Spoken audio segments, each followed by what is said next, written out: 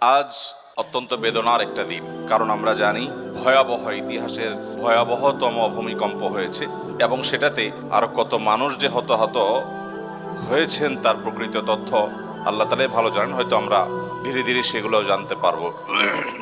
আমরা হয়তো সবসময় বুঝে উঠতে পারি না এই সকল প্রাকৃতিক দুর্যোগ, এগুলো দেখলে অনেক সময় আমরা গড়পড়তে আল্লাহর গজব বলে চালাই দেই, যেটা সবসময় সঠিক না। অনেক সময় মানুষের জীবনে বিপদ আসে, মুসিবত আসে, দুর্ঘটনা ঘটে, অ্যাক্সিডেন্ট হয়, এরকম আরো অনেক কিছু ঘটে।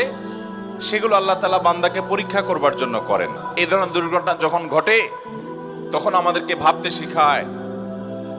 না ঘুমানোর নিয়ত করে যখন রাত 2টা 3টা সকাল 7টা 8টা 9টা 10টা অ্যালার্ম দিয়ে ঘুমায়, ফজরের নামাজ পড়ার নিয়ত নাই ঘুমের সময়, সে নিয়ত করে শুইতেছেন, আপনি মোবাইলের ভিতরে অ্যালার্ম সেট করলেন 10টায় 11টায় 9টায় 7টা 8টায় উঠবেন, অফিসে যাবেন, কাজে কামে বের হবেন। আর এর মধ্যে যদি এরকম